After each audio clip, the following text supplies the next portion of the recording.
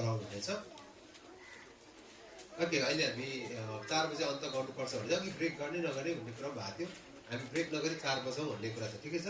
45 minute बाँकी भएको कारणले ब्रेक गर्दा अलिक समय लागिहाल्छ है भनेर। हजुर ठिकै हुनुहुन्छ? हजुर केही चित्त दुखाएको छैन नि है हजुर? अहिलेसम्म चित्त कहाँ हुन्छ अहिलेसम्म वैज्ञानिकले पत्ता लगाउनु सकेको छैन। कतिले पित्त कसैमा हुन्छ भन्छ मलाई पनि थाहा छैन। तर तपाईँ धन्यको चाहिँ मसँग चित्त दुखाउनु हुनु। हजुर धन्यवाद तपाईँको सहयोगको लागि। र अहिले म छोटो परमेश्वरको वचनबाट मेरो अनुभव बाइबलको शिक्षाहरू दिँदै म अन्त गर्छु। तपाईँ मसँग कलसीको पत्र पल्टाउनु हुनेछ। किन पास्टरले जहाँबाट आफ्नो नानीको भिजन राख्नुभयो म त्यसलाई जोड्नको लागि अहिले गइरहेको छु। किनकि त्यो उद्देश्यको लागि पनि हामी दुईजना यहाँ छौँ। कलसीको 3 अध्यायको 18 पददेखि हामी पढ्नेछौँ। कलसी 3 को 18 देखि 4 को 18सम्म एउटै प्रवचन हो। अनि त्यसमा मैले 4वटा कुराहरू तपाईँसँग सेयर गर्न गएको। म 4वटा कुरा सकिनँ भने पनि एउटा कुरा चाहिँ म बाँड्नेछु। अरू 3वटा कुरा तपाईँले सम्झेर लेखेर लानुहुनेछ। कलसी 3 अध्यायको 18 देखि 4 को 18सम्म लामो खण्ड छ, तर म पढेरै म तपाईँलाई जानेछु। अनि पढ्दा पढ्दै तपाईँले यसको रहस्यलाई पनि बुझ्नुहुनेछ। कलसी 1 अध्यायको 28 पद यसरी लेखेको छ, प्रत्येक मानिसलाई चेतावनी दिँदै प्रत्येक मानिसलाई सारा बुद्धिमा सिकाउँदै हामी उहाँलाई घोषणा गर्छौँ, यस हेतुले कि प्रत्येक मानिसलाई ख्रीष्टमा परिपक्व बनाइ प्रस्तुत गर्न सकौँ। कलसीको 1 र 2 अध्याय चाहिँ हामी ख्रीष्टमा परिपक्व हौँ त्यो शीर्षकमा लेखेको। कलसी जब 4 अध्याय छ, पहिलो 2 अध्याय चाहिँ हामी ख्रीष्टमा परिपक्व हौँ। पावलले के भने भन्दाखेरि चाहिँ मेरो एउटै दृढ सपना छ, मेरो एउटा सङ्कल्प छ, त्यो चाहिँ हो तिमीहरूलाई म ख्रीष्टमा परिपक्व देख्न सकौँ। ओके, त्यस पछाडि पावलले 3 अध्यायको 18 पददेखि 4 को 18 पदसम्म परिपक्व मान्छेमा हुने 4वटा चिन्हहरू के हुन् भनिकन पावलले अहिले लेखेका छन्। त्यो 4वटा परिपक्वताको चिन्हहरू म तपाईँलाई सरल देखाएर हामी 4 बजे सिद्धाउनेछौँ। ओके, कलसी 1 र 2 अध्यायको बारेमा हामी ख्रीष्टमा परिपक्व हौँ, ख्रीष्टमा म्याच्युर हौँ। तपाईँले हामीले प्रभुलाई विश्वास गऱ्यौँ, तर हाम्रो म्याच्युरिटी हामी परिपक्वतामा बढेनौँ भने त कति दुःखद कुरा हो। तपाईँको नानी जन्मियो, तर तपाईँको नानी 1 फुटभन्दा बढेन भने आमाबाउलाई चिन्ता हुन्छ। हामी सबै बढ्नुपर्छ। हामी ख्रीष्टमा परिपक्व रूपमा बढेका छौँ भन्ने कुराको 4वटा चिन्हहरूद्वारा थाहा हुनेछ। त्यो कुरा अहिले म पढ्नेछु। आउनुहोस् 18 पददेखि, पत्नी हो प्रभुको दृष्टिमा सुहाउँदो गरी आफ्ना पतिहरूको अधीनतामा बस्छ। पति हो आफ्ना पत्नीलाई प्रेम गर, तिनीहरू प्रति कठोर नहौ। छोरा छोरी हो प्रत्येक कुरामा आफ्नो बुबा आमाको आगे पालन गर, यस कुराले प्रभुलाई प्रसन्न तुल्याउँछ। बुबा हो आफ्ना छोराछोरीलाई रिस नउठाओ, तर तिनीहरूलाई न त तिनीहरू निराश हुनेछन्। कमारौँ यस कुरामा, यस संसारका मालिकहरूको आँखाको अगाडि मात्र खुसी तुल्याउनेहरू होइन, तर साँचो हृदयले प्रभुको डर राखेर तिनीहरूको अधीनमा बस्छ। तिमीहरू जे गर्छौ दिल ज्यानले गर, यो जानेर कि तिमीहरूको आफ्नो उत्तराधिकारी नाम पाउने नै छौ। किनकि आफूले गरेको कुकर्मको फल कुकर्मीले पाउने छ, यसमा कुनै पक्षपात हुँदैन। जारको मालिक हो, तिमीहरूका पनि स्वर्गमा मालिक हुनुहुन्छ भने जानेर कमारहरूसँग न्यायसँग उचित व्यवहार गर। 2 पद, सतर्क भएर धन्यवाद सहित स्थिर भए प्रार्थनामा लागिरह। हाम्रो निम्ति प्रार्थना गर, ताकि ख्रीष्टको त्यो रहस्यको प्रचार म गर्न सकौँ। परमेश्वरले त्यसको निम्ति ढोका खोलिदिउन्, जसको निम्ति म खुनामा परेको छु। मैले वचन बोल्नुपर्ने वचन खुलस्त पार्न नसकौँ। 5 समयको सदुपयोग गर्दै बाहिरकासँग पनि बुद्धिमान साथ व्यवहार गर। नुनले स्वादिलो पारे जस्तो तिमीहरूको बोली वचन निकाल्नुहोस्, ताकि प्रत्येकलाई कसरी जवाब दिनुपर्ने सो तिमीले जान्न सक। मेरो विषयमा प्रिय भाइ विश्वासी धर्मसेवक प्रभु सङ्गीदास तुकिकस्ते तिमीहरूलाई बताउने नै छन्। यस अभिप्रायले मैले तिमीहरूलाई तिमीहरूको बिचमा पठाएको हुँ कि तिमीहरू यस विषयमा थाहा पाऊ र तिमीले तिमीहरूको हृदयलाई प्रोत्साहित तुल्याउन्। तिमीसँग ओनेसिमस पनि आउँदैछन्, जो तिमीहरू मध्येका एकजना हुन्। तिनी हाम्रो विश्वासी प्रिय भाइ र भाइ हुन्। यहाँका सबै हालखबर तिनीहरूले तिमीहरूलाई बताउनेछन्। मेरो सङ्गी कैदी अरिस्तार्खसले तिमीलाई अभिवादन पठाएका छन्। बारनबासको भानिज मर्कुसले पनि अभिवादन पठाएका छन्। तिनको विषयमा तिमीले आदेश पाइसकेका छौ। तिनी तिमीहरूका आए भने तिनलाई स्वागत गर। युस्तस नभएका यीशुले पनि तिमीलाई अभिवादन पठाएका छन्। परमेश्वर राज्यको निम्ति तिनी सहकर्मी मध्ये यहुदी विश्वासी यिनीहरू मात्र हुन्। यिनीहरूद्वारा मलाई सान्त्वना मिलेको छ। तिमीहरूमध्येको एकजना ख्रीष्ट येशूका दास इपफ्रासले पनि अभिवादन पठाएका छन्। तिनले आफ्नो प्रार्थनामा परिश्रम साथै सधैँ तिमीहरूलाई स्मरण गर्छन् ताकि तिमीहरू परिपक्व हौ र परमेश्वर सारा इच्छामा सम्पूर्ण रूपले निर्धक्क भई तिमीहरू बस्न सक। किनकि म तिनको निम्ति गवाही दिन्छु कि तिमीहरू लाउडिकिया र हिरापोलिसमा हुनेहरूका निम्ति तिनले घोर परिश्रम गरेका छन्। प्रिय वैद लुका र डेमासले पनि तिमीहरूलाई अभिवादन पठाएका छन्। लाउडिकियाका भाइहरू नुम्फास र तिनका घरमा भएको मण्डलीलाई अभिवादन भनिदेऊ। तिमीको विषय यो पत्र पढेपछि लाउडिकियाको मण्डलीलाई पनि यो पत्र पढ्न लगाऊ। लाउडिकियामा भएको चिठीलाई पनि तिमीले पढ। प्रभुले तिमीलाई प्रभुबाट पाएको तिम्रो सेवालाई पुरा गर भने अर्किपसलाई भनिदेऊ। म पाउल यो अभिवादन चाहिँ आफ्नै हातले लेख्दैछु। मेरो साङ्लाहरूलाई याद राख। तिमीहरूलाई अनुग्रह रहोस्। सबैले भन्नेछौँ आमेन। अब मैले अघि भने कलसी 1 र 2 चाहिँ ख्रीष्टमा परिपक्व हो। त्यो चाहिँ पावलको ठुलो इच्छा। अनि परिपक्वताको लागि 4वटा कुरा पावलले भने त्यो मान्छे चाहिँ परिपक्व हो भनेर कसरी जान्ने त? तपाईँलाई मैले यो प्रश्न सोधेँ भने तपाईँको एन्सर चाहिँ के हुन्छ? कुनै मान्छे प्रभुमा परिपक्व छ भन्ने कुराको के ग्यारेन्टी छ? के छ चिन्ह? एकजना नेपाली जो भुटानी नेपाली जो अमेरिकामा गएको छन् अनि एटलान्टामा एउटा परिवार चाहिँ 2 वर्ष भएको थियो म गएको साल जाँदाखेरि।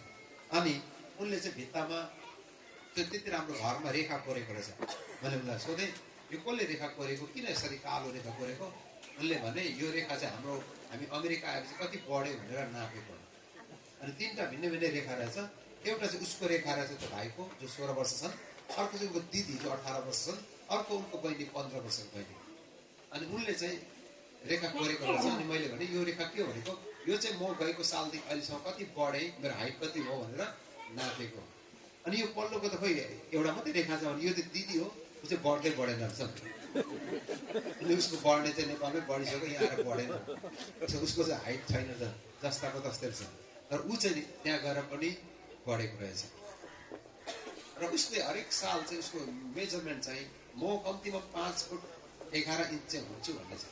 उनको सपना चाहिँ 5 फुट 11 इन्च जति चाहिँ भयो भने मलाई राम्रो हुन्छ हाइट भनेर ऊ चाहिँ कोसिस गरिरहेको छ। उसको एउटा सपना छ त्यति हाइट हुने। दाजुभाइ दिदीबहिनी, तपाईँ र म ख्रीष्टमा हाम्रो उचाइमा बढेका छौँ, विश्वासमा बढ्यौँ भन्ने केले नाप्ने त? कलसीमा पावलले भन्छ यो 4वटा कुरा हो। आउनुहोस् त पहिलो कुरा उसले 18 पदमा लेखेको छ। 18 पदमा त्यो चाहिँ हो 18 पददेखि 4देखि 1 पदसम्म चाहिँ पहिलो कुरा चाहिँ हाम्रो व्यक्तिगत जीवन हो। त्यसलाई चाहिँ मैले प्राइभेट लाइफ छ, अङ्ग्रेजीमा चाहिँ 4टा कुरा छ। तपाईँले अहिले सार्नुभयो चाहिँ 3को 18देखि 4को 1सम्म चाहिँ हाम्रो प्राइभेट लाइफ, हाम्रो व्यक्तिगत जीवन। अनि 4 2देखि 4 4सम्म चाहिँ हाम्रो प्रेयर लाइफ, प्रार्थनाको जीवन। तेस्रो कुरा चाहिँ हामी ख्रीष्टमा बढ्यो कि बढेन भन्ने नाप्ने कुरा चाहिँ 4 5 र 6 पद, त्यो चाहिँ हाम्रो पब्लिक लाइफ। अनि अन्तिम कुरा चाहिँ 7देखि 18सम्म त्यो चाहिँ हाम्रो पर्सनल लाइफ। मैले 4वटा कुरा भने त हामी ख्रीष्टमा बढ्यो बढेन भन्ने कुरा चाहिँ 4वटा पी सम्झिनुहोस्। पहिलो पी हाम्रो प्राइभेट लाइफ, दोस्रो पी हाम्रो प्रेयर लाइफ, तेस्रो पी हाम्रो पब्लिक लाइफ र अन्तिम कुरा चाहिँ हाम्रो पर्सनल लाइफ। अब पहिलो हाम्रो प्राइभेट लाइफ, हाम्रो व्यक्तिगत जीवनमा चाहिँ पावलले 3वटा कुरामा विभाजन गरेका छन् यहाँ। पहिलो कुरा चाहिँ के हो भन्दाखेरि चाहिँ हाम्रो पारिवारिक वैवाहिक जीवन हो।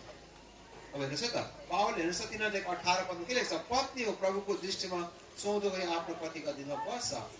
अब हेर्नुहोस् त, त्यस पछाडि पावलले 19 भन्छ पति हो आफ्नो पत्नीलाई प्रेम गर, तिनीप्रति कठोर नहौ। पावलले के भन्दैछन् भन्दाखेरि चाहिँ हामी ख्रीष्ट येशूमा परिपक्व छौँ कि छैनौँ भन्ने कुराको पहिलो मेजरमेन्ट चाहिँ हाम्रो प्राइभेट लाइफ हो, हाम्रो व्यक्तिगत जीवन। त्यो व्यक्तिगत जीवनभित्र पावलले 3टा कुरा गर्दैछन्। पहिलो कुरा चाहिँ हाम्रो म्यारेज लाइफ। ख्रीष्टमा परिपक्व हो भने चाहिँ हाम्रो पति पत्नीको सम्बन्ध चाहिँ ठिक हुनुपर्छ। एकदम मेजरमेन्ट चाहिँ पावलले त्यसरी सुरु गरे। तपाईँलाई थाहा छैन, कतिले हामी सोच्छौँ होला एउटा मान्छे ख्रीष्टमा परिपक्व छ कि छैन भन्ने कुरा चाहिँ उसले कति घन्टा बाइबल पढ्छ, कति प्रार्थना गर्छ भन्ने कुरा पक्कै पनि इम्पोर्टेन्ट कुरा छ। र पावलले आत्मिक जीवनमा बढेको मान्छे नाप्ने कुरा चाहिँ उसको म्यारेज लाइफबाट हो। पति पत्नीको सम्बन्ध कस्तो छ त? ख्रीष्टमा परिपक्व मान्छे चाहिँ उसको म्यारेज लाइफबाट देखिने कुरा हो। एकजना दिदीले अघि पास्टर थुप्रो उदाहरण, राम्रो उदाहरण दिनुभयो होइन। एकजना दिदीले चाहिँ पुरानो विश्वासीले चाहिँ नयाँ विश्वासीले मेरो कुर्सीमा बस्छ भन्दा रिसाउँदै थिए। त्यो चाहिँ परिपक्व नभएको मान्छे, आफ्नो कुर्सी छोड्नु नसकेको मान्छे हो नि त। एकजना दिदीले मलाई 40 दिनको उपवासको अन्तिम उपवास तोड्ने दिन मलाई बोलाउनु भएको थियो। म उनको घरमा जाँदाखेरि त श्रीमानले यहाँ समाचार तान्दै रहेछ। हेर्दा हेर्दा 2टा टाँको चुडाइहाल्यो। तपाईँलाई के लाग्छ त्यो दिदी आत्मिक हो, क्रिस्टमा बढेको हो? 40 दिनको उपवास राम्रो कुरा हो, आवश्यक छ। म उपवासमा जोड दिने मान्छे, तर 40 दिनको उपवास तोडेको दिन नि श्रीमानको टाँको चाहिँ चोड्नु मिल्दैन। हजुर 40 दिनको उपवास तोडेको दिन नि श्रीमानको टाँको तोड्नु मिल्दैन। त्यो चाहिँ अपरिपक्व मान्छे। के गर्नु 40 दिनको उपवास बसेर? यदि तपाईँलाई रिस उठ्यो भन्दैमा श्रीमानको कल्लरमा समातेर घिस्याउँदै भित्र र बाहिर गर्नुभयो, 2वटा टाँकै चुडाउनु भयो भने तपाईँ कहाँबाट आत्मिक हो र? आत्मिक मान्छेको पहिलो कुरा चिन्ह पावलले के भन्दैछ? पत्नीहरू आफ्नो पतिको अधीनतामा बस्छ, आदर गर्छ। त्यो परिवारमा धेरै कुरामा उनीहरू असल थिए, तर उनीहरूको वैवाहिक जीवन डमाडोल थियो। पावलले भन्छ हाम्रो पहिलो चिन्ह चाहिँ हाम्रो म्यारेज लाइफ। यसकारण दिदीबहिनी, जब तपाईँले अघि मैले भने अधीनताको विषयमा, आदरको विषयमा जब श्रीमानलाई तपाईँ आदर गर्नुहुन्छ, त्यो चाहिँ तपाईँको परिपक्वताको चिन्ह हो। म्याचुरिटी त्यही नै हो। मेरो आग्रह छ, आफ्नो श्रीमानलाई आदर गरिराख्नुहोस्, श्रीमानलाई वास्ता गरिराख्नुहोस्। त्यो चाहिँ तपाईँ क्रिस्टमा बढ्नु भएको कुराको चिन्ह हो। अनि बाइबलले यसो भन्छ, प्रभुको दृष्टिमा सुहाउँदो गरी। तपाईँको बाइबल के रहेछ मलाई थाहा छैन। प्रभुको दृष्टिमा सुहाउँदो गरी, प्रभुको दृष्टिमा ग्रहण योग्य छ यो कुरा।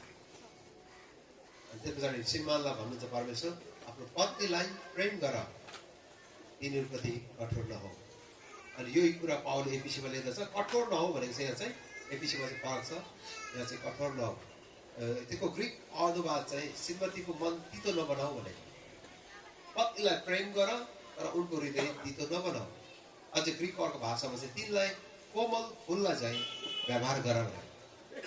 दाजुभाइ, तपाईँलाई कसैले फुल दियो भने, गुलाबको फुल दियो भने तपाईँले के गर्नुहुन्छ? के कचाकुचुक पारेर गोजीमा हाल्नुहुन्छ?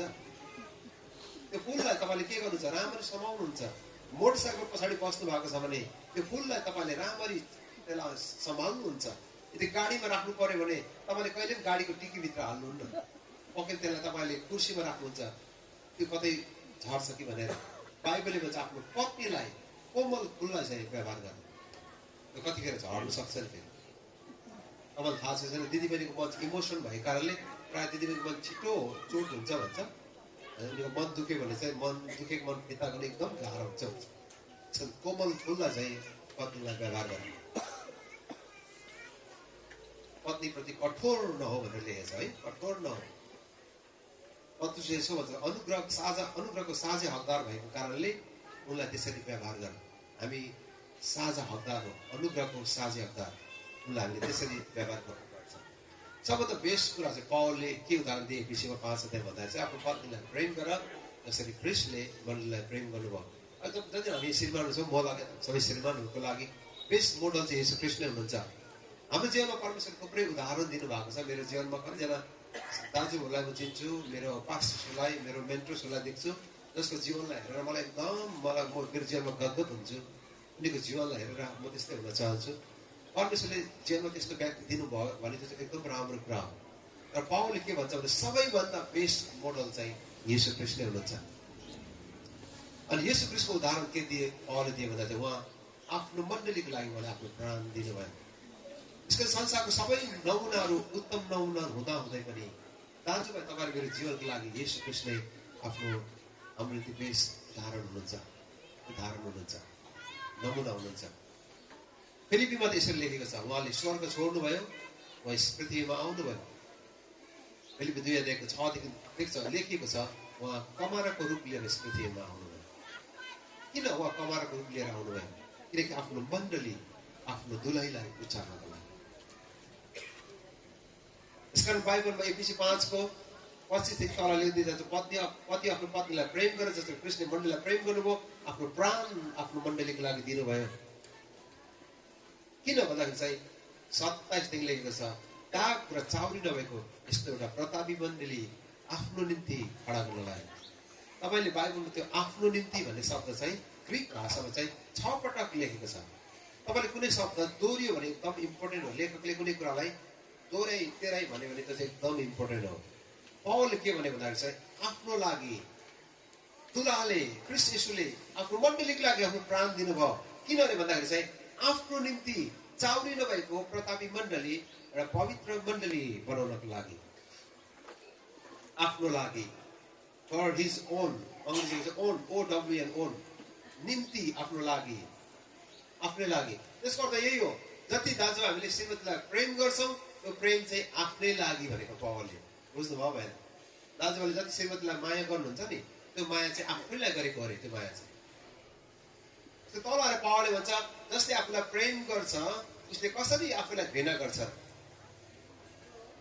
किन पत्नी आफ्नै शरीर हो भने कसरी त्यो मानिसले आफ्नो पत्नीलाई घृणा गर्न सक्छ र?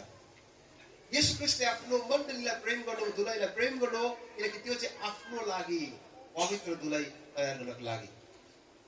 र पवित्र दुलाई निर्माणको निम्ति येशूले आफ्नो दुलाईलाई प्रेम गर्नुभयो। र पौलले के भन्छ भन्दाखेरि येशू ख्रीष्टको नमुनालाई हेर र हामीलाई त्यो उदाहरण दिएको छ। जब हामीले आफ्नो पत्नीलाई प्रेम गर्छ त्यो प्रेम चाहिँ हाम्रो लागि हो। दाजुभाइ जति श्रीमतीलाई माया गर्नुहुन्छ नि त्यो चाहिँ आफैलाई माया गरेको भनेको नि। त्यो माया चाहिँ आफैलाई फर्केर आउँछ। श्रीमतीलाई माया गर्नुहोस्, श्रीमतीले राम्रो पकाउँछिन्, फाइदा त तपाईँलाई नि छ कि होइन हजुर? श्रीमतीलाई माया गर्नुहोस् कि प्रशंसा गर्नुहोस् कि हिजो त तिमीले कम्ती मिठो बनाएनौ भन्नुहोस् न, आज झन् मसला घटे गर्छ। घर मिठो त तपाईँलाई नै हुन्छ। त्यस्तो पनि के पकाएको भन्नुहोस् त, गुन्द्रुक फुलुक्क माजिनु। तिम्रो भाग्यमा ल्याएकै गुन्द्रुक झन् त खाउँ। र तपाईँले राम्रो कुरा भन्नुहोस् त, त्यो चाहिँ तपाईँको लागि नै फाइदा हो। हिजो तिमीले कहाँबाट ल्याएको काँक्रा कम्ती मिठो थिएन भन्नुहोस् कि उसले त्यो काँक्रा कहाँबाट ल्याऊ कहाँबाट खोज्नु जस्तो हुन्छ मलाई। फेरि त्यो काँक्रा खोज्दै जान्छ। मिठो त तपाईँलाई नै हुन्छ नि आखिर। त्यही भनेको पौलले जब हामीले माया दिन्छौँ त्यो माया चाहिँ आफ्नै लागि हो। त्यो रहस्य हामीले बुझ्नुपर्छ। बिब्लिकल म्यारेजहरू चाहिँ यति गहकिलो छ हामीले नबुझेर मात्रै। पौलले भन्छ आफ्नै लागि हो। जति तपाईँले माया छोड्नुहुन्छ त्यो माया चाहिँ आफ्नै लागि। तपाईँले याद गर्नु जहाँ तपाईँले माया दिनुभएको छैन त्यहाँबाट माया कसरी पाउनुहुन्छ? एउटा उदाहरण छ नि, कसैले ब्याङ्कमा तपाईँले खाता खोल्नुभयो, जबसम्म तपाईँले पैसा राख्नुहुन्न एटिएम कार्ड निकालेर के गर्नुहुन्छ र? निस्किँदैन पैसा त। पैसा राखेको भए पो एटिएम कार्ड हाल्दा निस्किन्छ त। एटिएम कार्डमा पनि अलिक कम्प्युटराइज छ कि पैसा छैन के भन्छ? तपाईँको पैसा छैन, sorry you do not have sufficient money भन्छ। निस्किँदैन पैसा त। उसले गाली पो गर्छ, धेरै गर्नुभयो भने त काडै पो खाइदिन्छ। जबरजस्ती नगर्नुहोस् नि प्रिय, कि त्यहाँ केही हालेको छैन पैसा कहाँबाट निस्किन्छ हजुर? जब हामीले श्रीमतीलाई माया दिएको छैन भने कहाँबाट माया निस्किन्छ त? अनि जे हामीले रोपेका छौँ, जे हामीले ब्याङ्कमा जम्मा गरेका छौँ त्यही मात्रै निस्किने कुरा। अनि हामीले मायालाई जम्मा गरेका छौँ भने माया निस्किने कुरा। त्यो कुरा चाहिँ यहाँ लेख्दैछ। अनि पौलले यसो भन्छ येशू ख्रीष्ट आफ्नो दुलाईको निम्ति उहाँ दुलाईलाई उठाउनको लागि, उचाल्नको लागि उहाँ त दास बन्नुभयो। संसारको मोडल र येशू ख्रीष्टको नमुना एकदम फरक छ। संसारको नमुना चाहिँ के भन्नुहोस् त, अगुवा हुनको लागि हामी पोस्ट पदमा जानुपर्छ, सबैलाई कुल्चेर भए माथि पुग्छ। र येशूले यस्तो लिडरसिप दिनुभयो यी सेवा गरेर। संसारको गुरुहरूलाई हेर्नुहोस्, सबै गुरुको मान्छेले खुट्टा धोएर पानी खान्छ। र येशू गुरु भएर पनि आफ्नो खुट्टाहरू चेलाहरूको खुट्टा धुनुभयो, घोडा धुनुभयो। संसारमा त्यस्तो गुरु तपाईँले कहीँ पाउनुहुन्न जसले आफ्नो चेलाहरूको घोडा धुनुभयो। येशू मात्र त्यो बेस्ट नमुना हुनुहुन्छ जसले त्यो राति आफ्नो चेलाहरूको खुट्टा धुनुभयो। तपाईँलाई थाहा छ युहन्ना 13 अध्यायमा त्यो साँझ उहाँले जुन घरमा प्रभु भोज दिनुभयो, यहुदी संस्कारमा चाहिँ जुन घरमा पाहुनाहरू आउँथे त्यो घरको नोकरले त्यो पाहुनाहरूको खुट्टा धुनु पर्थ्यो। र त्यो घरमा त्यो साँझ नोकर थिएन। यीशु आफैले तौलिया लिनुभयो र बाटामा पानी लिएर आफ्नो चेलाहरूको खुट्टा धुनुभयो। यीशुले भन्नुभयो यो उदाहरण जो मैले तिमीलाई छोडी गएको छु तिमीले पो अर्को सेवा गर्नुपर्छ। येशूको नमुना चाहिँ के हो भन्नुहोस् त, यीशु झुक्नु भयो किनकि घोडा धुने मान्छे घोडा दिने मान्छे भन्दा तल हुन्छ। यीशु ख्रीष्ट चेलाको खुट्टा भन्दा तल निहुराउनु भयो सेवा गर्नको लागि। अनि येशूले त्यही उदाहरणहरूलाई छोडेर जानु। यसो दाजुमा तपाईँहरू मेरो लागि बेस्ट नमुना येशू कृष्ण हुनुहुन्छ। हामी हाम्रो श्रीमतीबाट उचालिने हो भने, आदर पाउने हो भने हामीले निरन्तर आफ्नो परिवारको सेवा पनि गर्नुपर्छ, उनीहरूलाई सेवा गरिराख्नुपर्छ। यसको नमुना त्यही हो, हामी सेवक हुनको लागि। यसकारण बाइबलमा पुरुषलाई शिर भनेको छ, एक प्रकारले सेवा गर्ने मान्छे पनि हो। यसको नमुनालाई हामीले पछायो भने चाहिँ हामीले सेवा गर्नुपर्छ। यसको 9 पद यसरी लेखेको छ, यसै कारण परमेश्वरले उहाँलाई अति उच्च स्थानमा उचाल्नु भयो, त्यो नाउँ प्रदान गर्नुभयो जो हरेक नाउँभन्दा उच्च छ। आज हामी यसुलाई आदर गर्छौँ किन भन्दाखेरि उहाँले पहिला हामीलाई प्रेम गर्नुभएको कारणले हामी उहाँलाई आदर गर्छौँ। दाजुभाइ, जब हामी प्रेम दिन्छौँ श्रीमतीबाट हामी आदर पाउँछौँ। यो कुरा आदर र प्रेम चाहिँ छुट्याउन नसकिने एउटा सिक्काका 2 पाटा जस्तै छन्। दिदी पनि जब तपाईँले आदर गर्नुहुन्छ प्रेम फर्केर आउँछ। जब तपाईँ र मैले प्रेम दिन्छु दाजुभाइ, आदर फर्केर आउँछ। तपाईँ र मेरो परिवारमा यदि झगडा भइरहेको छ भने सबभन्दा राम्रो उपाय चाहिँ हामी श्रीमतीलाई कि उच्च स्थानमा राखौँ, कि खाटमा राख्नुहोस् हजुर, कि कुर्सीमा राखौँ, अनि 2टा खुट्टा घुँडा टेकिहाल्नुपर्छ। फेरि दाजुभाइलाई नि होचिनु कति गाह्रो हुँदैन हजुर। सुरुमा मलाई पनि गाह्रो थियो, श्रीमतीको अगाडि होचिनु भन्ने कुरा चाहिँ एकदम गाह्रो कुरा हो। तर म तपाईँलाई यो उदाहरण दिन्छु, येशूको मोडललाई तपाईँले पछ्याउनु भयो भने, जब तपाईँ झोक्नु भयो भने श्रीमतीको दृष्टिबाट तपाईँ उचालिनुहुन्छ। येशूले त्यही काम गर्नुभयो, यसै कारण उहाँ उचालिनु भयो। किन? उहाँ होचिनु पनि भयो। सेवक मनको अगुवा भएर उहाँ यस संसारमा आउनुभयो। तपाईँको परिवारमा बुढाबुढी ठाक्टु भइरहेको छ भने सबभन्दा राम्रो तरिका श्रीमतीलाई कुर्सीमा राख्नुहोस्, 2टा घुँडा टेकिहाल्नुपर्छ। फेरि घुँडा टेक्नु कति गाह्रो हुँदैन, घुँडा टेकिहाल्नुपर्छ। श्रीमतीलाई अलिक कुर्सीमा राख्नुहोस्, उनको आँखा उँभोतिर हेरेर भन्नुहोस्, मलाई माफ गर, मैले हिजो जुन शब्द प्रयोग गरेँ म क्षमा चाहन्छु, आइएम सरी, मैले हिजो जे भने मलाई माफ गर, हिजो म रिसाएको मलाई माफ गर। श्रीमतीको आँखा चाहिँ माथि हुन्छ तपाईँको तल, श्रीमतीको आँखालाई हेरेर 2 हात समातेर मलाई माफ गर, आइएम सरी, मैले जे कुरा हिजो भने म क्षमा चाहन्छु। येशूको नमुना चाहिँ त्यही हो। यहाँ हाम्रो नमुना, नेपाली नमुना कस्तो हुनेछ, यस्तो खालको दिने हो नि त हामी त। के पारा तिम्रो भात पक्नु आउँदैन, बुद्धि छैन, यस्तो हुन्छ भात, नुन त्यसरी हाल्नुपर्छ। हामी त माथिबाट यस्तो दिने हो नि, त्यसलाई नेपालीमा दोक्च्याउनु भन्छ। हामी त श्रीमतीलाई दोक्च्याउने हो नि, पेल्ने हो नि। हामी त पुरुषको त पेल्दिनु पर्छ।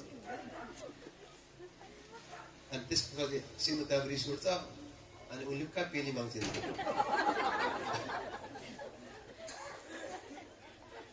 म पनि ज्यामिर बाबुको छोरी पनि है, अनि उताबाट त्यस्तै आउँछ। अनि फ्यामिली झन् टक्राक्नु पर्छ, समस्या आएर गर्छ, परिवार कहिले बन्दैन। गाह्रो कुरा हो हामीलाई झुक्नुको लागि। तर येशूले त्यही नमुना हामीलाई दिनुभयो। अनि मैले मेरो मेन्टरले मलाई त्यही कुरा सिकाउनु भयो। अनि मेरो जीवनमा यो कुराले ठुलो प्रभाव पनि पारेको छ। मेरो जीवनमा सुरुमा मैले यो कुरा बुझेँ, तर बिब्लिकल मोडल जब यीशुलाई मैले हेरेँ, बुझेँ, यीशुको मोडल मेरो जीवनमा ठुलो काम गर्यो। म समस्या कहिले कहाँ हुन्छ, म पहिला केही कुरा भनेर उसलाई मन दुख्यो भने सबभन्दा बेस्ट अनि खाटमा भएको बेला घुँडा टेकिहाल्छु खाटमा, हामी सरी। जब मैले सरी भन्छु परिवार काम गरिहाल्छ। त्यो शब्द सरी भन्ने शब्द होचिने कुराले परिवारमा काम ल्याइहाल्छ, हिलिङ ल्याइहाल्छ। यस्तो क्षमा दिनु भन्ने कारण के हो भन्नुहोस् त, जब क्षमा माग्नुहुन्छ त्यसले रिकन्सिलिएसन, मिलाप ल्याउँछ, नत्र त्यसले परिवारलाई ध्वस्त बनाउँछ। बेस्ट तरिका चाहिँ येशूको नमुनालाई हामीले पछ्याउनुपर्छ। इभन नानीहरूलाई पनि त्यही नै हो। तपाईँको नानीहरू पाउनु गाह्रो भइरहेछ, मेरो व्यक्तिगत सल्लाह यही छ बुवाहरू आमाहरू, तपाईँ नानीहरूलाई गाली नगर्नुहोस्, नानीलाई परवाह नगराउनुहोस्, नानीले टेरेन भनेर मन नदुखाउनुहोस्। किन टेरेन बुझ्नुहोस्, सबभन्दा बेस्ट तरिका चाहिँ हामी घुँडा टेकिहाल्नुपर्छ नानीको अगाडि। हाम्रो तरिका त नानीलाई त्यति गर्ने, त्यो बुद्धि छैन, तर ढङ्ग छैन, सुन्दैछस्, सुन्नु सकेको, सुन्नु त सुन्दैछ नि, मैले भनेको सुन्दैछस् भन्छ नि है। छोराको अनुहार यत्तिकै बसिरहेको छ, तपाईँ गाली गरेछस्, त्यो टाउको शिरमाथि ठाडो पार्नु सकेको छैन, बाउलाई अनुहार हेर्नु सकेको छैन। मैले भनेको बुझ्दैछस्, सुन्दैछस्, सुन्दैछ नि, सुनि नसक्नु छ। बाउले भनेको यति साह्रो बमबाड गयो कि छोरालाई, छोराले बुवाको अनुहार हेर्नु सक्दैन उठाएर, किनकि उसको शिर तल नुहेको छ। अनि त्यो नानी कहिल्यै पनि ठुलो भएर उसले आफ्नो बुवालाई आदर गर्दैन, किनभने हामीले त्यसरी सिकाउँछ। म तपाईँलाई बताउन चाहन्छु, यीशुको नमुनाबाट हामीले सिक्नुपर्छ।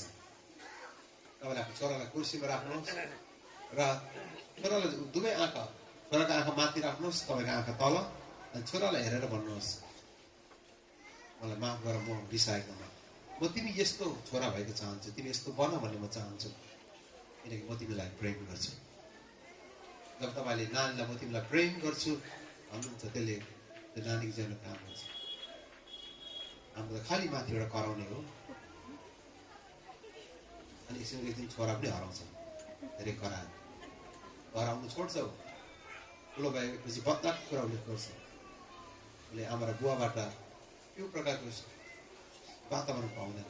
त्यही भएर व्यक्तिगत आग्रह छ, येशूको नमुनालाई हामीले सिक्न सकौँ, जो होचिनु भयो। जति हामी होचिन्छौँ, यसकारण येशूले भन्नुभयो नि, होचिनेहरू उचालिने छ। यो प्रिन्सिपल हामीले बुझेन भने चाहिँ नि गाह्रो कुरा हो। हामीले आफ्नो पोजिसनलाई होल्ड गरिराख्ने भने चाहिँ हाम्रो परिवारमा कहिले सम्बन्ध सुध्रिँदैन, त्यसले समस्या आइरहेको छ। जब मैले यो नमुना सिकेँ, मेरो परिवारमा एकदम काम गरेँ, मेरो छोराहरूलाई मैले त्यसरी हुर्काइरहेको छु। अहिलेसम्म मेरो छोरालाई मैले कुटेको मलाई अहिलेसम्म थाहा छैन। नानीलाई राम्ररी आँखामा हेरेर बताउनुहोस् कि नानीले यति मजाले बुझ्छ, कहिले गाली गर्नुपर्ने जरुरी छैन। तर हामीसँग चाहिँ त्यो सम्झाउने धैर्यता नभएको कारणले हामीलाई रिस उठिहाल्छ, झनन्न भन्छ नि नेपालीमा।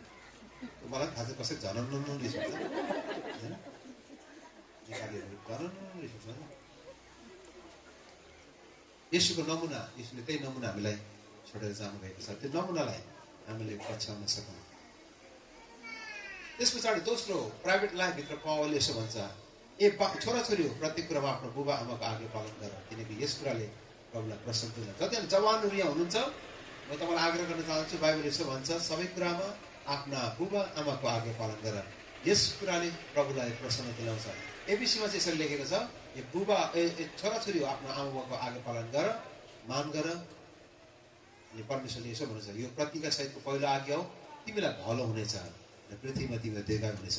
परमेश्वरले जब व्यवस्था, मोसेलाई दिएको व्यवस्था दिँदा 10वटा आज्ञा दिनुभयो, 9वटा आज्ञा दिँदा परमेश्वरले प्रतिज्ञा दिनु भएन। तर जब छोराछोरीलाई परमेश्वरले भन्नुभयो आफ्नो आमा बुवालाई मान गर, तुरुन्तै परमेश्वरले 2वटा प्रतिज्ञा दिनुभयो। यसको एबिसीमा चाहिँ यो चाहिँ ब्र्याकेटमा लेखेको छ, यो प्रतिज्ञा सहितको आज्ञा हो। के प्रतिज्ञा दिनुभयो? तिमीलाई भलो हुनेछ र पृथ्वीमा तिम्रो दीर्घायु हुनेछ। यो कुरा कसरी पुरा हुन्छ जवान भाइ पनि तपाईँको जीवनमा, त्यसको कुनै फर्मुला छैन। तर म तपाईँलाई ग्यारेन्टी यो कुरा भन्न चाहन्छु, जब तपाईँले आफ्नो आमालाई मान गर्नुहुन्छ, परमेश्वरले 2वटा प्रतिज्ञाहरू तपाईँको जीवनमा पुरा गर्नुहुन्छ। तपाईँलाई भलो हुनेछ, परमेश्वर तपाईँलाई दीर्घायु पनि बनाउनुहुनेछ। आफ्नो आमा र बुवालाई रुवाएर कोही छोराछोरी संसारमा सफल हुन सक्दैन। म पनि बुवा हो, म पनि छोरा पनि हो। मेरो बुवा र आमालाई गर्नुपर्ने आदर मैले विवाह गरेपछि बुझ्न सकेँ र मेरो उहाँलाई ठुलो सम्मान छ। मेरो आमा र बुवाले हरेक बिहान प्रार्थना गर्दा मेरो लागि प्रार्थना गर्नुहुन्छ।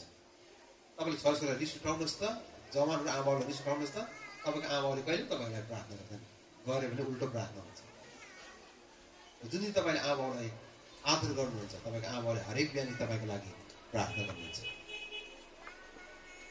आफ्नो आमाबाबुलाई तपाईँले प्रसन्न तुल्याउनु पर्ने कुनै आवश्यक छ, तर आदर गरिराख्नुहोस्। बाइबलले यसो भन्छ, यो चाहिँ मुक्तिको लागि होइन, तपाईँले आमाबाबुलाई आदर गरेर मुक्ति पाउने कुरा होइन, तर यो कुराले प्रभुलाई प्रसन्न तुल्याउँछ। यस्तो जवान भाइ जो जति यहाँ हुनुहुन्छ, आमा बुवालाई सधैँ आदर गरिराख्नुहोस्। परमेश्वरको प्रतिज्ञाहरू तपाईँमा उहाँले पुरा गर्नुहुन्छ। त्यस पछाडि आमा बुवालाई पनि आज्ञा छ, छोराछोरीलाई रिस नउठाऊ, न त तिनीहरू निराश हुने। अघि मैले त्यसको विषयमा तपाईँसँग अलिकति कुरा गरेँ। हाम्रो नानीहरूलाई हामीले रिस उठाउनु हुँदैन, तर उनीहरूलाई हामीले प्रभुको वचन र अनुशासन हामीले हुर्काउन सकौँ। पास्टर सन्तोषले धेरै राम्रो उदाहरणहरू दिनुभएको छ। हाम्रो नानीहरूलाई प्रभुको वचनमा हामीले हुर्काउन सकौँ, ताकि तिनीहरूले प्रभुको सेवा गर्नु। अब मेरो एउटा कुरा चाहिँ के भन्दाखेरि, सबै आमाको छोराछोरी सबै पास्टर हुनुपर्छ भन्ने कुरा चाहिँ होइन। सबैजना 100% सेवाकैमा आउनुपर्छ भन्ने छ। तर जहाँ सेकुलरमा उनीहरू काम गर्छन्, तपाईँले राम्ररी सिकाउनुहोस्, त्यही नै गवाई हुन सकौँ। तिनीहरू इन्जिनियर र डक्टर भए पनि राम्रो प्रभुलाई चिनेको इन्जिनियर डक्टरहरूले चाहिँ एकदम राम्रो प्रभाव पार्नुपर्छ। मेरो श्रीमती जब फिलिपिन्समा उनको अपरेसनहरू भयो, किडनीको यो गल ब्लडको अपरेसन भयो, अनि मैले उनलाई अस्पताल लगेँ। एकदम इमर्जेन्सीमा पत्थरिया भएको चाहिँ एकदम गाह्रो हुन्छ, लिएर गएँ। अनि डक्टरले सबै भिडियो एक्सरे गरेर चाहिँ पत्थरिया छ, अनि उनको गल ब्लडर चाहिँ पित्त हुनुपर्ने भयो। त्यो कारणले चाहिँ अपरेसन हुनुभन्दा चाहिँ डक्टरले मलाई बोलायो, म भित्र गएँ। 3 जना डक्टरले मेरो श्रीमतीलाई बेडमा सुताएको थियो। 3 जना डक्टरले घुँडा टेके र मेरो हात समाते। अनि हामी 3 जना डक्टर र मैले हात समातेँ। अनि सिनियर डक्टर जसले मेरो श्रीमतीलाई अपरेसन गर्न लागेको थियो उनले प्रार्थनामा अगुवाई गरे। त्यो उनले प्रार्थना गर्दै गर्दा मेरो आँसु आयो, किनकि मैले त्यस्तो डक्टरै अहिलेसम्म देखेको थिएन जुन डक्टरले अपरेसन गराउने घुँडा टेकेर प्रार्थना गर्छ। प्रभु, म यो सम्पूर्ण अपरेसन तपाईँको हातमा राख्छु, म होइन, तपाईँले मलाई सहायता गर्नु, तपाईँको महिमा अवश्य गर्ने। अनि प्रार्थना गरेपछि आमेन गरेपछि don't worry brother, everything will be fine, तपाईँ राम्रो हुन्छ है, चिन्ता नगर्नु, जस्ट प्रे, हामी राम्रो हुन्छ। एकदम हौसला दिएर भित्र लाग्यो। अपरेसन सकेर आयो, डक्टरले फेरि हात समातेर प्रार्थना गर्यो, एक प्रभुलाई धन्यवाद दिनु। आज त्यस्तो डक्टर कहाँ पाइन्छ? आज कतिजना क्रिस्चियन डक्टरहरू मलाई क्रिस्चियन पनि नभन्नु, जयमसी नगर्नु अस्पतालमा भन्नेहरू पनि छ। प्रभुको गवाई मलाई डराउनेहरू, त्यस्तो डक्टर आज म क्रिस्चियन डक्टर भन्नु। यस्तो डक्टर चाहियो नि हामीलाई जसले प्रभुको गवाई त्यहाँ छोड्न सक्छ। अनि मलाई अहिलेसम्म याद हुन्छ त्यस्तो डक्टरहरू आज हामीलाई चाहिएको छ, क्रिस्चियन डक्टर। तर उनीहरू कसरी बन्छन् त त्यस्तो डक्टर? उनीहरूलाई हामीले परिवारबाटै तयार गर्नुपर्ने कुरा छ। बाइबलले शिक्षामा हामीले हुर्काउन सक्यौँ भने तिनीहरूले ख्रीष्टको गवाई दिन कहिले चुक्ने छैन। तिनीहरू जहाँ जाँदा पनि तिनीहरू गवाई हुनेछन्। सबभन्दा राम्रो कुरा चाहिँ उनीहरूलाई मिसन हामीले हालिदिउँ, प्रभुको काम गर्न सक्ने। उनीहरूले कमाएको, डक्टरले धेरै कमाउँछ, धेरै पढेपछि कमाएको पैसाबाट उसले प्रभुको सेवाको निम्ति मिसनको लागि दिन सक्ने। मैले एकजना डक्टरलाई भर्खरै नेपालको हार्ट सर्जन यता के अरे सिएमसी अस्पतालबाट उनले एमडी गरेर उनी गए र उनलाई लङ्स क्यान्सर भयो। मेरो एकदम चिनेको साथी, उनको आफ्नै उनले लगभग 500 भन्दा बढी मान्छेलाई उनले हार्टको अपरेसन गरे। कति ओपन हार्ट सर्जरी उनले गरे नेपालमा, पोखराको ठुल्ठुलो अस्पतालमा, चितवनको ठुल्ठुलो मेन अस्पतालमा। मेन हार्ट सर्जन क्रिस्चियन, मलाई एकदम ठुलो आशा थियो उहाँमाथि। अचानक उहाँको लङ्स क्यान्सर भयो, 4th स्टेजमा। कल्पना गर्नुहुन्छ, लङ्स क्यान्सर 4th स्टेजमा। अनि क्यान्सर अस्पतालमा उनलाई राखेको थियो। उनलाई म भेट्नु गएँ। उनको विश्वास देखेर म छक्क पाएँ। अनि उनको सिरानीमा बाइबल राखेको छ। सिनियर टप डक्टरहरू त्यहाँ आएका थिए। अनि उनको सिरानीमा बाइबल थियो। अनि उहाँले मलाई यसो भन्नु, मैले प्रार्थना गर्नु अगाडि उनले भन्नु, तपाईँको त ठुल्ठुलो आगोबाट भएर जानुभयो, म त भर्खर सुरु मात्रै गर्छु, मेरो विश्वासको आगोबाट परमेश्वर मलाई लाँदै हुन्छ, तर म निको हुनेछु। निको भयो भने चाहिँ प्रभुको सेवा गर्नेछु। निको भयो पनि नभए पनि प्रभुको सेवा गरिरहेको छु, तर यो कुराबाट प्रभुले मलाई निकाल्नु, निरन्तर प्रभुको सेवा गरिरहेको छु। अनि म विश्वास गर्छु म यो क्यान्सरबाट मरिँदिनँ। 4th स्टेज भएको लङ्स क्यान्सर भन्छ। उनको विश्वास देखेर मलाई अद्भुत लाग्यो। अनि त्यसको 1 हप्तापछि उनी डिस्चार्ज भएर गए। अनि फेरि क्यान्सर चेक गर्नु आएको, उनको क्यान्सरै थिएन, उनी निको भयो। अनि अस्ति म उनको बारेमा उनलाई कहाँसम्म हेर्नु, पोखरामा गएर उनले 14 जनाको त अपरेसन गरिसकेछ अस्ति नै, 4th स्टेजमा भएको। अनि मैले जहाँ पनि जान्छन् उनले चर्चहरूमा गएर, मण्डलीमा गएर साथीहरू बिचमा यसको गवाई दिएका छन्। उनको परिवार सबै चकित भएका छन्। 4th स्टेजको लङ्स क्यान्सर निको भएको त चाहिँ पहिलो कुरा हो। तर उनले जहाँ पनि काम गर्छन्, उनले जहिले भन्छ, मैले उनलाई दिएको सल्लाह चाहिँ तपाईँले जुन परमेश्वरले तपाईँलाई निको पार्नु भएको छ, उनको गवाई दिन चाहिँ नछोड्नुहोस्। अनि उहाँ पहिलेदेखि गवाई दिने, उहाँ क्रिस्चियन डक्टरहरू सबैलाई थाहा छ। उहाँ चाहिँ राम्रो क्रिस्चियन इमान्दार डक्टर भन्ने पनि मलाई सबैलाई थाहा छ। पिजी श्रेष्ठ भनेपछि एकदम सिनियर डक्टर। त्यस्तो डक्टरहरू परमेश्वरले हामीलाई दियो। त्यो चाहिँ हामीले अब हाम्रो नानीहरूलाई हामी ट्रेन गर्दै लानुपर्ने कुरा छ। यदि सक्छ भने धेरै मिस्त्रीहरू, धेरै सेवकहरू हाम्रो परिवारबाट निकाल्न सकौँ, त्यो चाहिँ हामीले नै तयार गर्नुपर्ने कुरा हुन्छ। यसकारण बाइबलले यसो भन्छ, आफ्नो नानीहरू छोराछोरीलाई रिस नउठाऊ, यी निराश हुनेछन्, तर प्रभु वचन र अनुशासन हुर्काऊ। यो पहिलो कुरा चाहिँ प्राइभेट लाइफभित्र पति पत्नीको सम्बन्ध, त्यसपछि आमा बुवा र छोराछोरीको सम्बन्ध। तपाईँले मैले आफूलाई मेचर गर्नुपर्ने कुरा छ, हाम्रो नानीहरूसँगको सम्बन्ध कस्तो छ। अब दाजुभाइ जो त्यहाँ आमा बुवा हुनुहुन्छ, तपाईँले मेरो नानीहरूसँगको सम्बन्ध कस्तो छ। यदि हाम्रो ख्रीष्टमा परिपक्व हो भने हाम्रो नानीहरूसँगको सम्बन्ध पनि सठिक हुन्छ। तपाईँहरू परिपक्व भएको नाप्ने डोरी चाहिँ यही नै। हाम्रो प्राइभेट लाइफभित्र म्यारेज कस्तो छ, हाम्रो नानीहरूसँगको सम्बन्ध कस्तो छ। तेस्रो कुरा पावलले भन्छ, हाम्रो काम गर्ने ठाउँमा यहाँ कमारा र दासको कुरा रहेछ, यो त अब छैन। तर यहाँ भन्नु पर्यो जहाँ हामी काम गर्छौँ त्यो ठाउँमा हामीले आफ्नो मालिक आफूभन्दा ठुलोहरूको अधीनमा बसेर हामी काम गर्न सकौँ, राम्रो गवाई छोड्न सकौँ। यदि तपाईँहरूमा ठुलो पोस्टमा छौँ भने आफूभन्दा तलकोहरूलाई हामीले असल व्यवहार गर्न सकौँ, ताकि हामीले त्यहाँ पनि क्रिस्चियन गवाईलाई कायम राख्न सकौँ। जहाँ तपाईँ कम्पनीहरूमा काम गर्नुहुन्छ, जुन ठाउँमा काम गर्नुहुन्छ, प्रभुको सेवा सम्झेर तपाईँले काम गर्नुहोस् र तपाईँले एउटा क्रिस्चियन गवाई त्यहाँ तपाईँले पुर्याउनु भएको छ। तपाईँ म्याच्युर मान्छे भने, क्रिस्टमा परिपक्व मान्छे भने चाहिँ तपाईँ काम गर्ने ठाउँमा तपाईँले एउटा राम्रो गवाई छोड्नुहुन्छ। मैले 7 वर्षसम्म पनि सुसमाचार ग्राउन्ड नगरेको एकजना भाइ चाहिँ उहाँ साउदी अरेबिया गएर उनको कानको अपरेसन समस्या भएर उनले प्रभुलाई त्यही विश्वास गरे। उनको मालिकले उनले 23 वर्ष भयो रेगुलर त्यो काम गरेको, 6 वर्षको कामपछि उहाँले छुट्टी मागे, अहिलेसम्म दिएको छैन।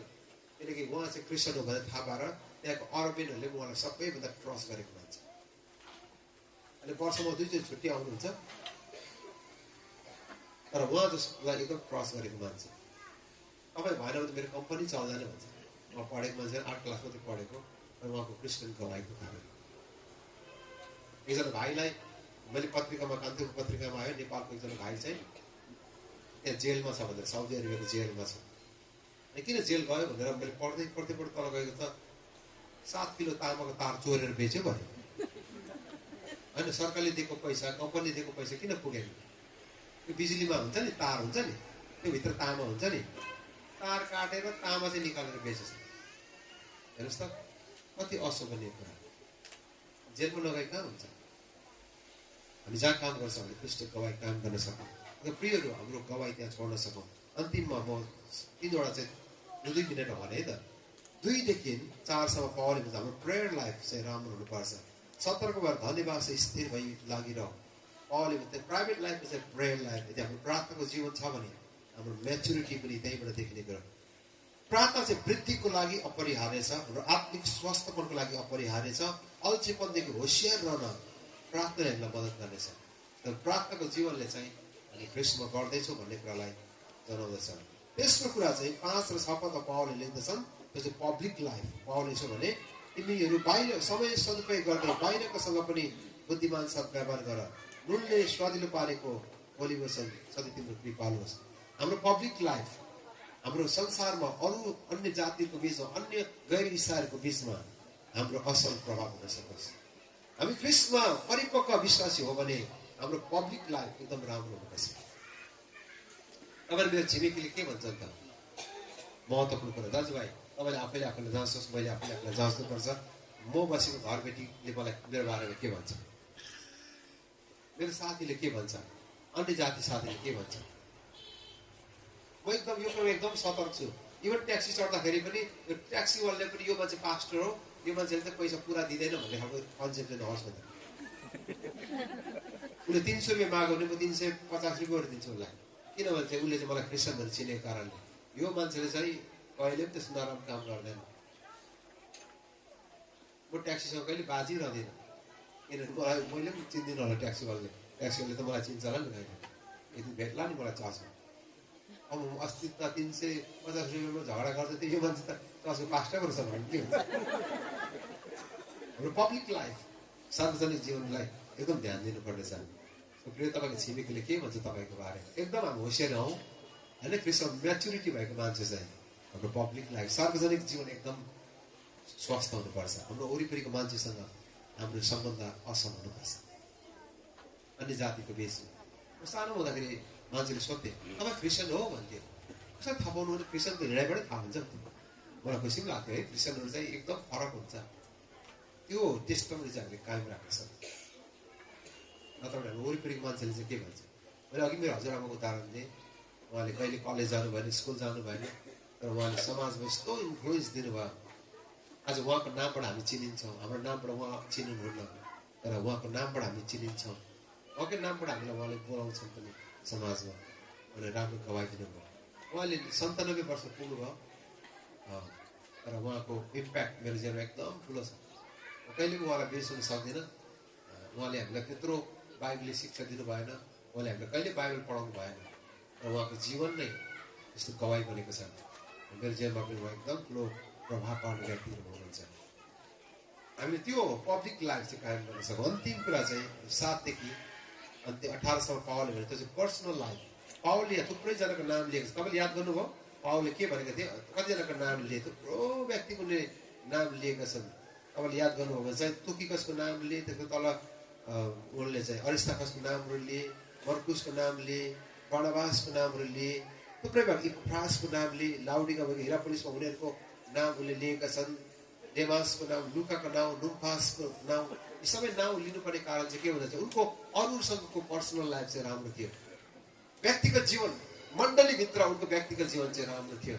दाजुभाइ दिदीबहिनीहरू, हामी ख्रिस्टमा परिपक्व हो भने हाम्रो मण्डलीभित्र हाम्रो पर्सनल लाइफ चाहिँ राम्रो हुन्छ।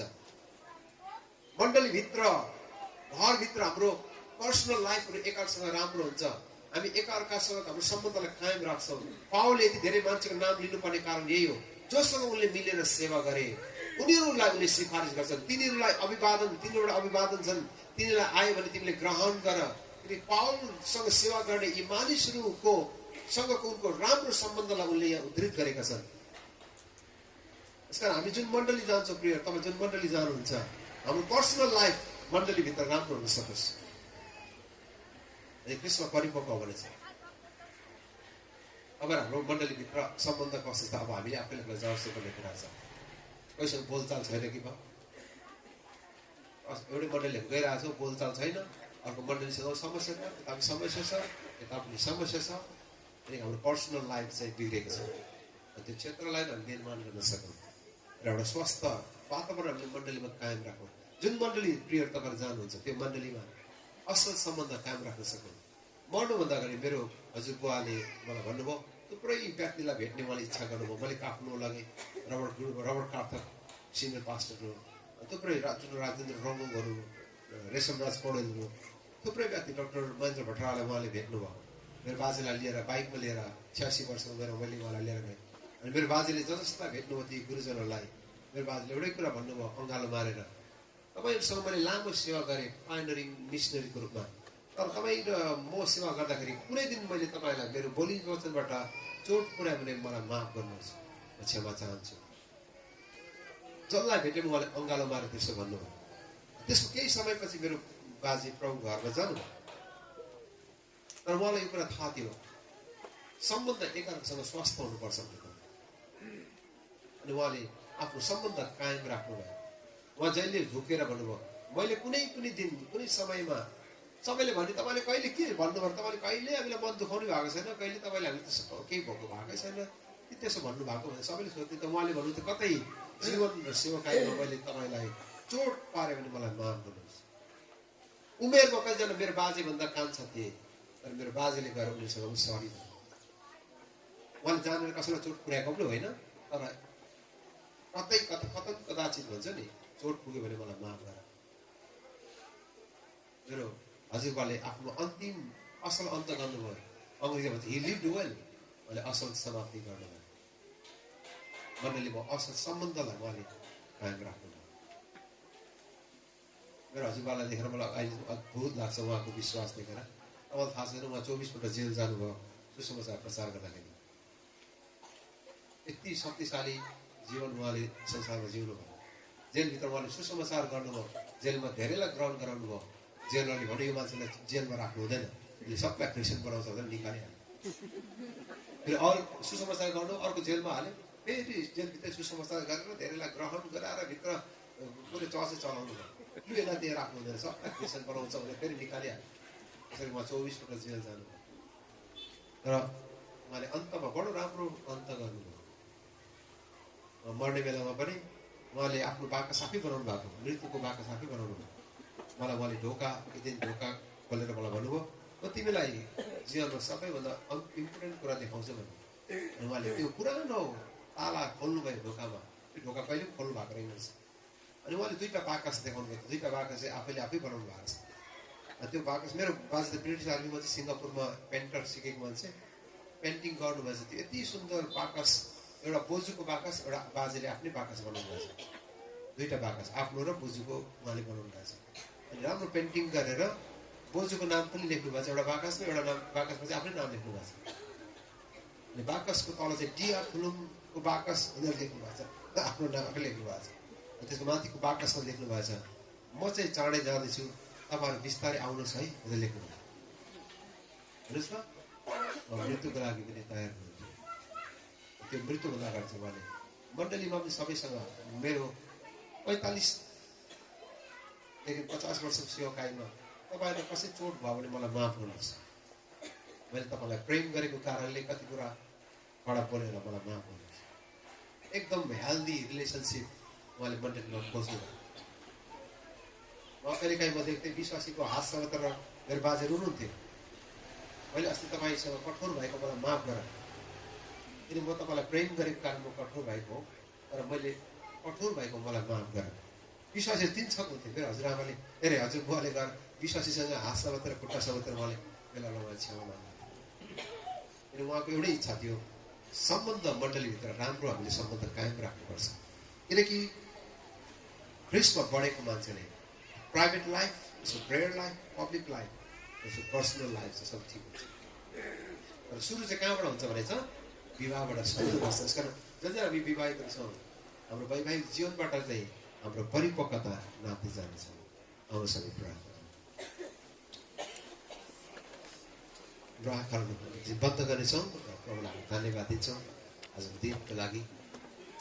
जसरी तपाईँले परमेश्वर वचन सुन्नुभयो, म विश्वास गर्छु परमेश्वर कहीँ न कहीँ तपाईँको कुनै पनि जीवनको कुनामा परमेश्वर तपाईँसँग बोल्नु भएको छ। जस्तै पास्टर सन्तोष बोल्नुभयो, उहाँको जीवनबाट परमेश्वर मसँग पनि बोल्नुभयो। उहाँले गवाईद्वारा परमेश्वर मलाई छुनुभयो। विश्वास गर्छु परमेश्वर तपाईँको जीवनमा बोल्नु भएको छ। तपाईँले आफ्नो नानीलाई सधैँ याद गर्नुहोस्।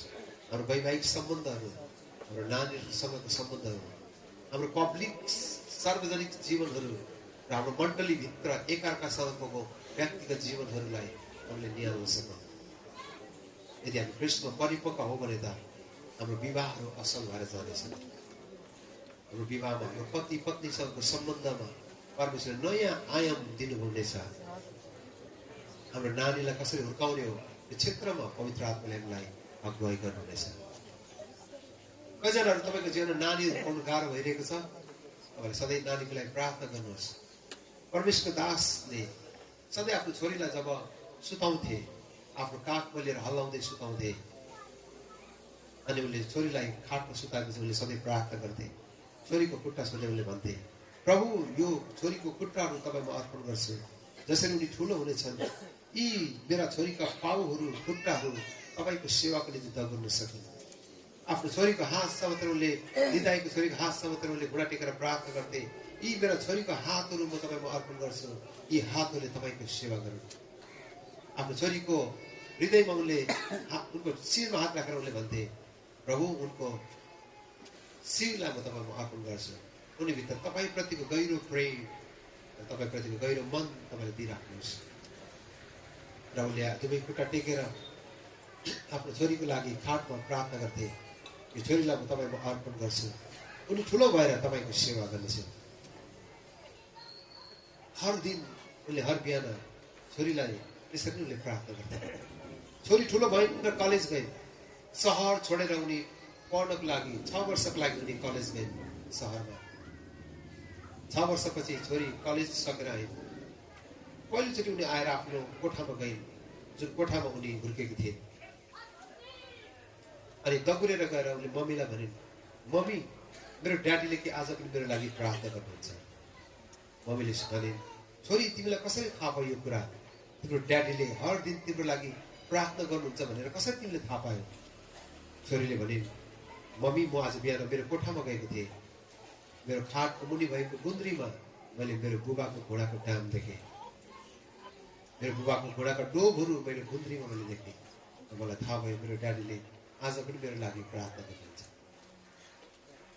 प्रभुले आफ्नो नानीहरूको निम्ति प्रार्थना गर्ने बुवाहरू बनाउनु।